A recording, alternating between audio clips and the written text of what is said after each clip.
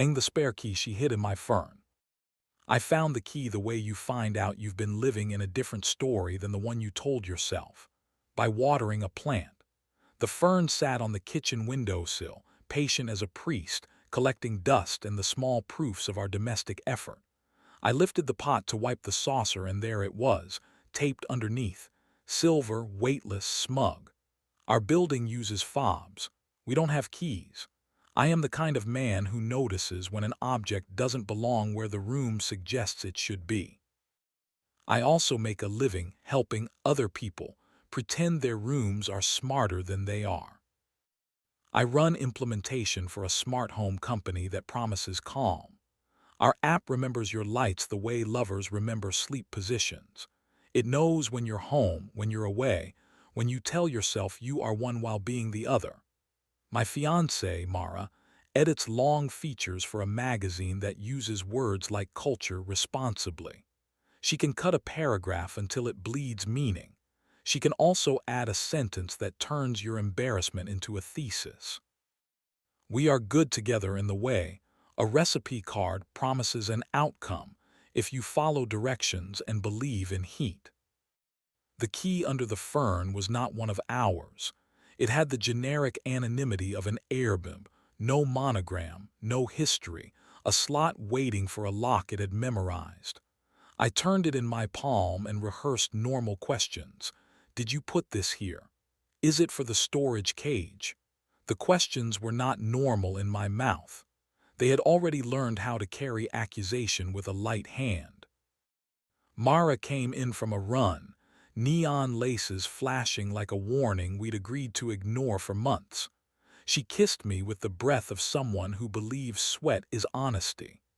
You look like you're solving the wrong problem, she said, wiping rain from her hair with a dish towel that had not auditioned for such work. I found something, I said. I put the key on the counter. It made a noise keys make when they're about to become nouns in a story other people tell. She looked at it, not expecting the face of a stranger in our kitchen, and then looked at me, as if I'd placed an animal between us. Storage, she said, testing the smallest possible lie. We don't have a lock on the cage, I said. She nodded once. She has a way of nodding that looks like a head bowing to a better version of itself. I meant to say something about that, she said, which was the sentence that told me the version where we laughed and taped it back under the fern had packed up and left.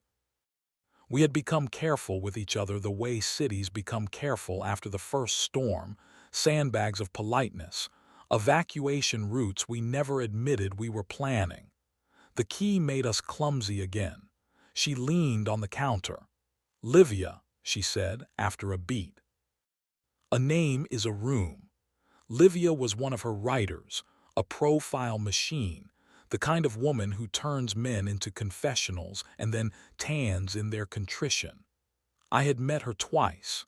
She had a laugh that arrived like an escort and a mouth that never used the word sorry without billing it. She needed to leave something, Mara said, which was not an answer. Her hands were steady on the dish towel, twisting it gently the way you twist fabric when you're deciding whether to let it rip. She was between things. I could have asked which things. I could have asked why the fern got the honor. I could have asked whether between things included a man and a bed, and a story that likes to arrive without shoes. Instead, I said, we have a bowl by the door for objects that are trying to be ours.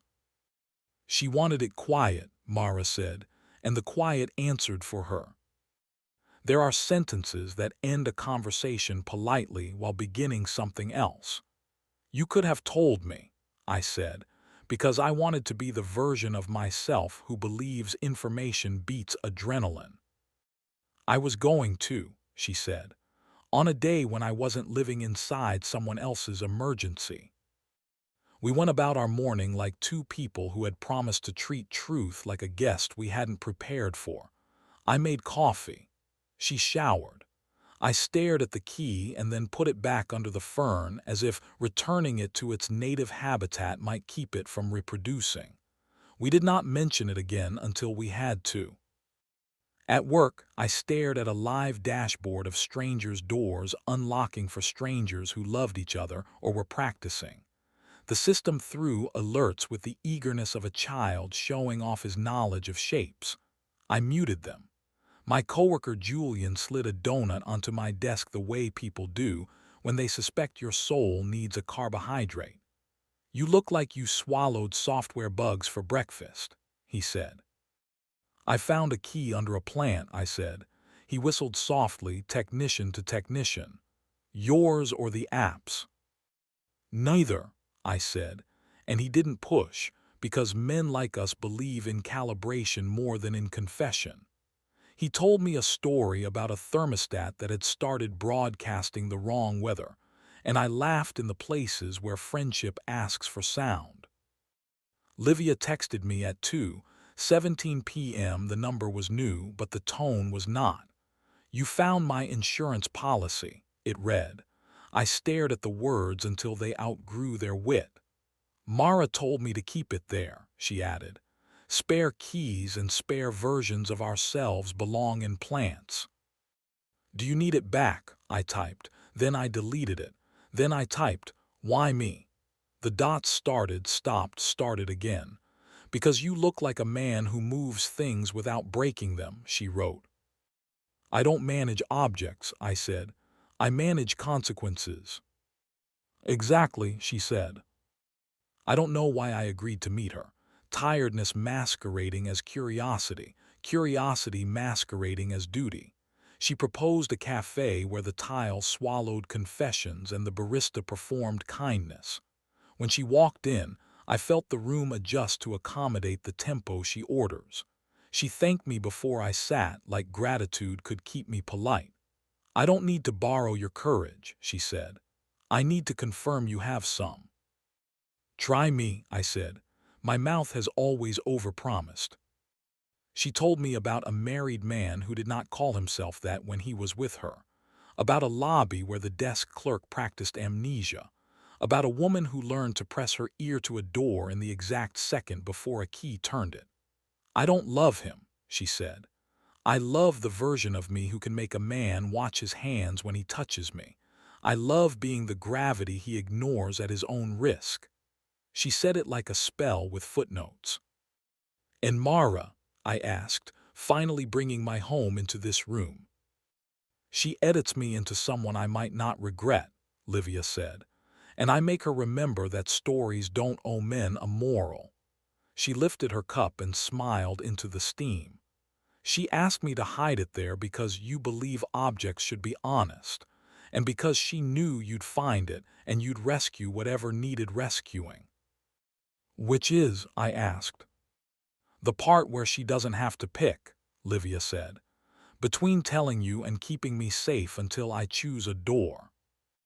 I was angry in the way people get when they realize they agreed to be cast in a play that has already opened.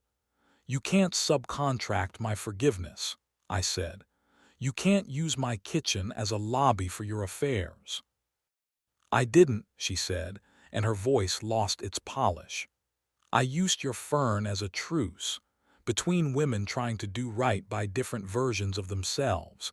If you need me to apologize, I will. But don't pretend you don't understand how rooms make people." I did understand. Too well. Mara walked through rooms for a living and taught them to make better choices.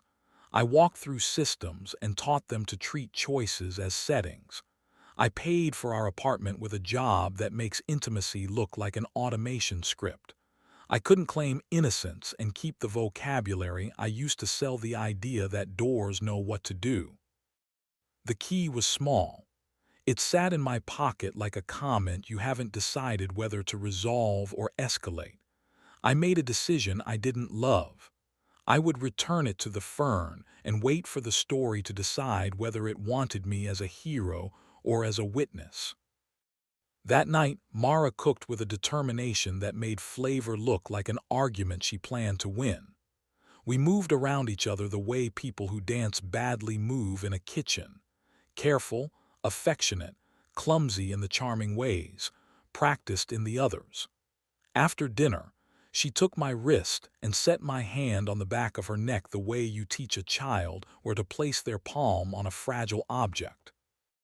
I slid my thumb along the soft rope of tendon there and felt her roll her shoulders back and listen with her body. We kissed without making anything a stage.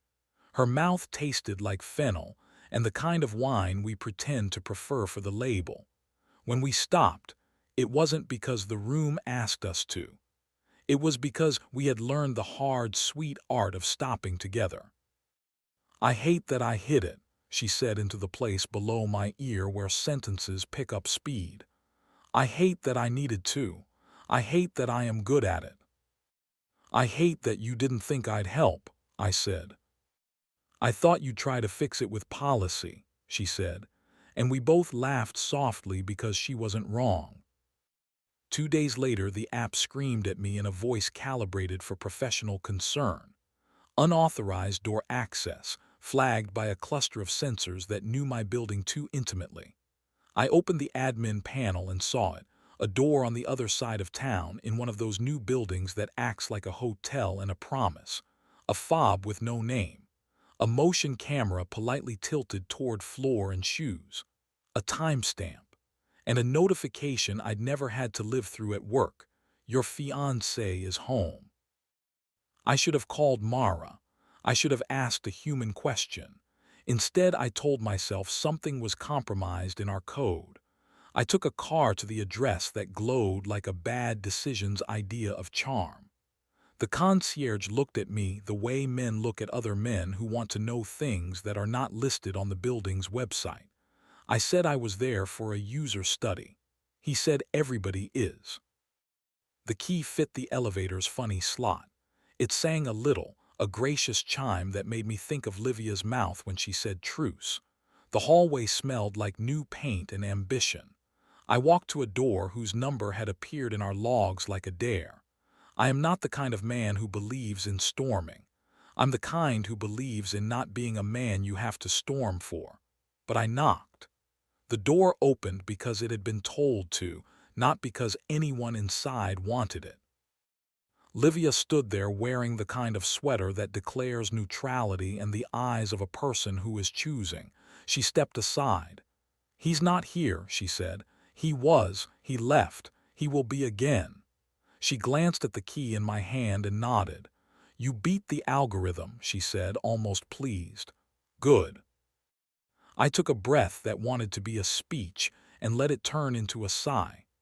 "I'm not here to police you," I said. "I'm here to decide whether I can live with the part of myself that knows this apartment better than it knows its own." "Then look," she said. She touched my arm, not a caress, a placement. The living room was staged in the way money stages hope. Blanket thrown just so. A book open to a paragraph people post. A glass on the table with the ghost of a mouth on it. "He tells me I am not his first transgression," she said. "He tells me I will be his last. I don't need you to judge that sentence. I need you to decide whether to resent Mara for classifying it." "What did she classify?" I asked. "An interim measure with a woman she trusts to keep the room honest even when she can't," Livia said. "I break hearts for a living, but I don't steal futures. Keep yours. Help her keep hers. Make her stop using ferns as filing cabinets." I laughed despite myself. I think that's when I chose. Not because Livia is charming. Because she was right about rooms and about the plant that had been promoted beyond its competence. I left the key on the counter and walked home without opening my phone. The city had decided to be tender, clouds doing good work, strangers keeping to their lanes. At our door, Mara looked at me with the expression you wear when you've braced for a storm and gotten rain. "Well," she said. "I met the Ferns side hustle," I said. "I don't love that you kept me out. I don't love that I let you think you had to. But I'm not outsourcing my life to the part of me that likes being a detective. I want to be braver sooner," she said, "without weaponizing it." "Then let's let bravery be boring sometimes," I said. "Tell me when a key appears. Tell me when you want to hide one. Tell me when you're tired of carrying someone else's night and I'll help you set it down.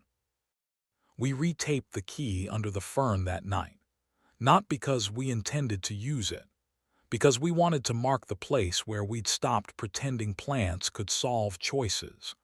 We kept it there for a week as a reminder, and then took it to Livia together and let her laugh at us before she put it on a necklace and made it jewelry.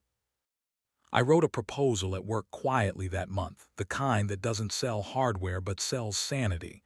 Flag guest keys, slow down their reproductions, send not just alerts but questions. Do you want to be told when a door you love is used by someone who isn't you? Do you want the system to ask before it makes you a witness? The board liked the language. We shipped the prompts. Some people will hate them. They will save a hidden handful anyway. Mara and I learned a new sport that does not translate well to parties. We call it Tell Me the Thing before it invites guests. It looks like a woman saying, I'm drawn to the version of myself that walks into a lobby at 2 a.m. with her mouth already forgiven, and a man saying, I am drawn to the part of me that thinks locks are flattery, and both of us laughing because recognition disarms more elegantly than disgust. It looks like putting my hand on the back of her neck in the kitchen and feeling the relief in her shoulders as she leans back into a story we can keep. Sometimes we walk past that new building and the concierge nods at us like a person who knows a chapter is over. Sometimes Livia sends a text that is just a sentence and an exit. The story finished itself without asking me to be the lesson. We send back a leaf emoji, a tiny joke about the fern that is thriving now under ordinary responsibilities. It makes the window pretty. It holds nothing heavy. When I lift it to water the soil, I see only ceramic and dirt, and the shadow of a decision made early enough to be kind.